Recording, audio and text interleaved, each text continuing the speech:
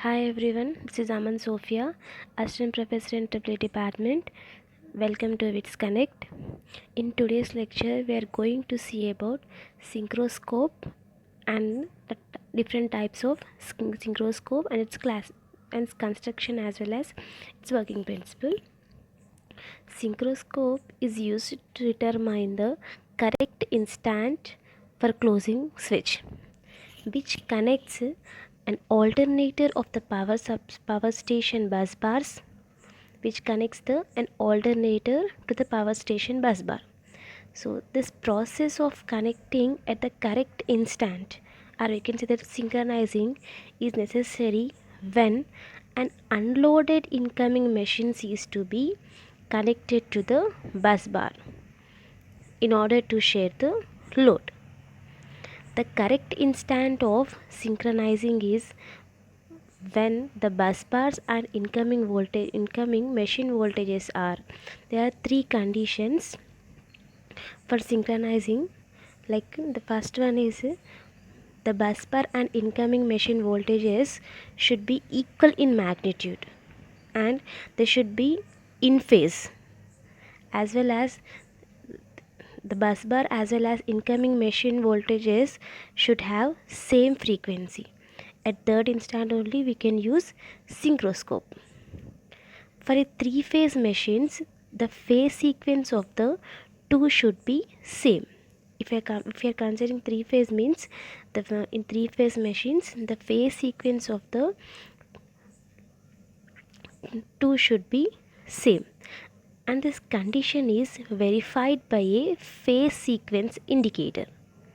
The voltage can be checked with the help of a voltmeter over here, and the function of the synchroscope is to indicate the difference in phase and frequency of the bus bar as well as incoming machines.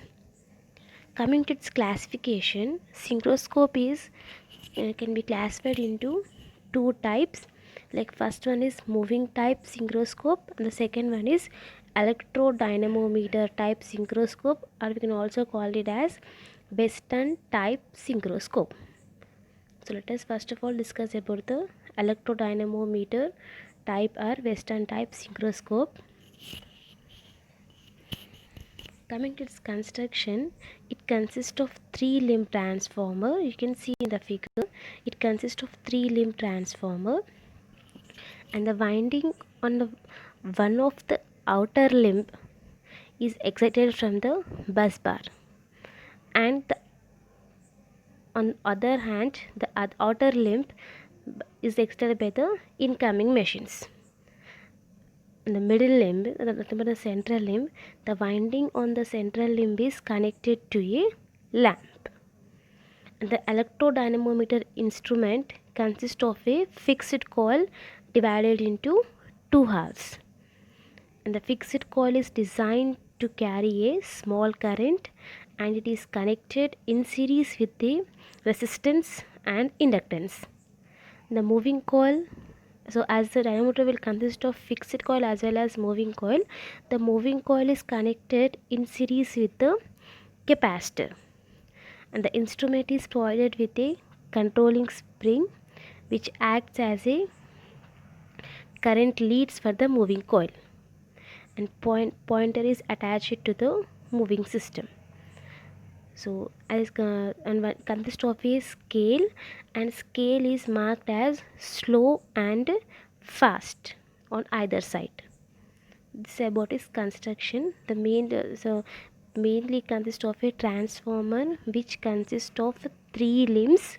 So the outer limbs, the one of the outer limb will be extended from the bus bar, and the other hand, that means we have first limb, middle limb, and the last limb. First limb will be connected to the bus bar.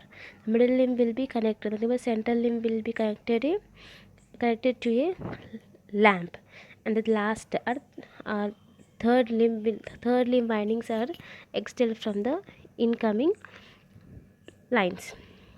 It consists of a electrodynamometer instrument. So electrodynamometer instrument will consist of fixed coil as well as moving coil. Okay, moving coil is connected to a capacitor, whereas fixed coil is divided into two parts. And the fixed coil is, why we are using a fixed coil means to carry a small current, and it is connected to a small resistance R and inductance. This about its construction. Coming to the working principle, when the meter is connected in the circuit, the windings on the outer limbs will produce two fluxes which are forced to pass through the central limb. So the resultant flux through the central limb is equal to the phasor sum of these fluxes, and the resultant flux induces an EMF in the winding of the central limb. So as we are giving some supply to it, so the outer limbs will produces flux. The flux will pass to the central limb, and the central limb will, the resultant flux in the central limb will be equal to the phasor sum of the outer limb fluxes, and the resultant flux which is produced in the central limb will induces an EMF in the winding of the central limb, and the two outer limb windings are so arranged that when the bus bar and the incoming machine voltages are in phase, and the two fluxes to the central limbs are additive, and which produces an EMF. The EMF induces in the central limb winding will be maximum EMF. So under this condition, when the EMF produced is maximum, under this condition the lamp which is connected to the central limb will glows with a high brightness.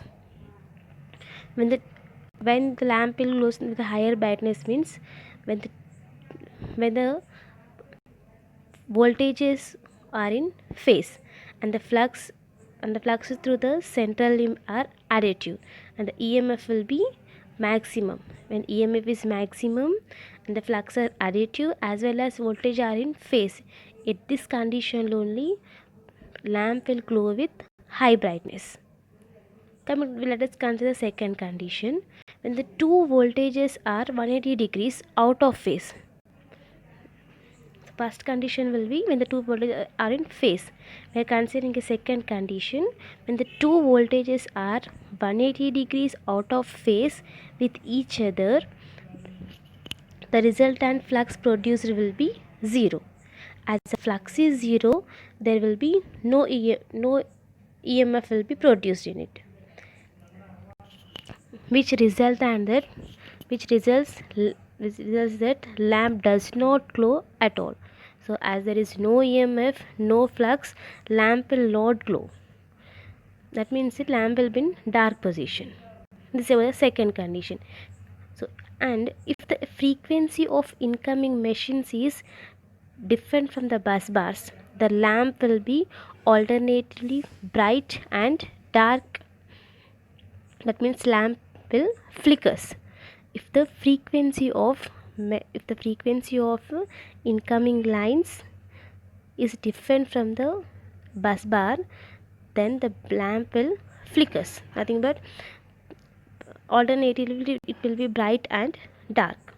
There are three conditions. So the frequency of the flickering is equal to the difference in frequency of the bus bars and incoming machines.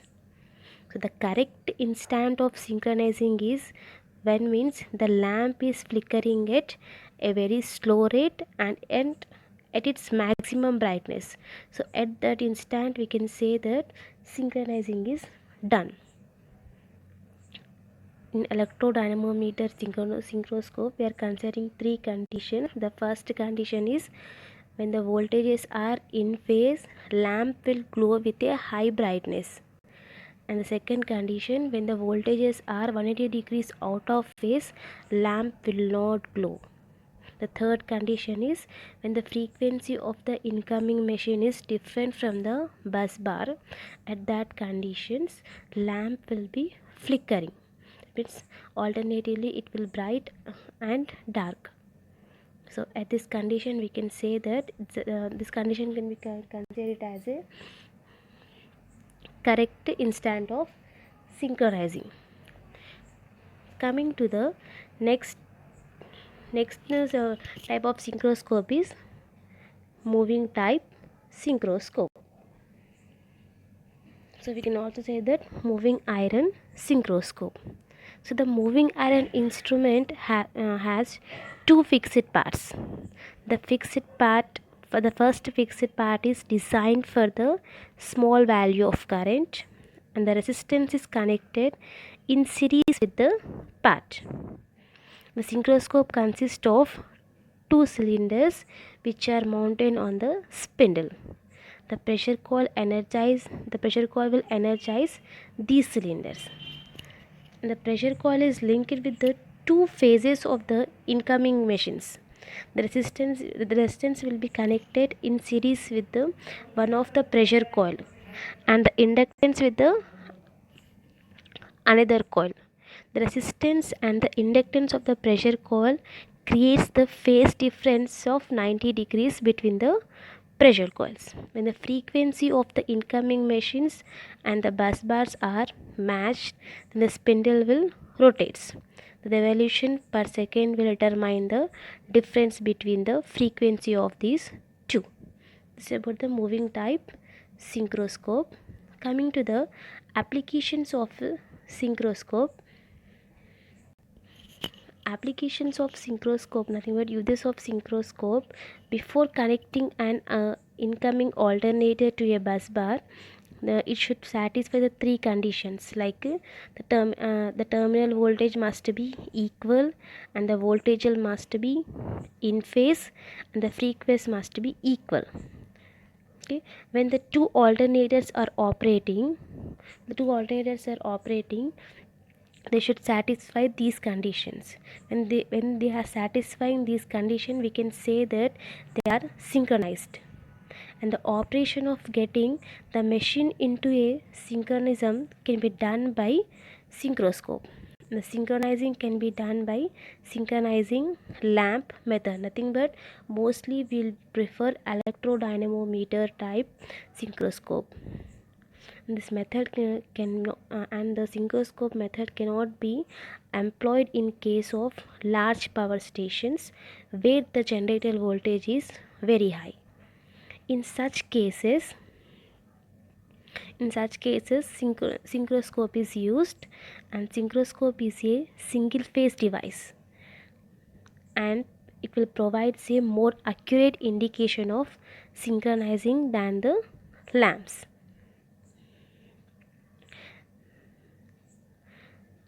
The synchroscope is an instrument for indicating phases and frequency between two voltages.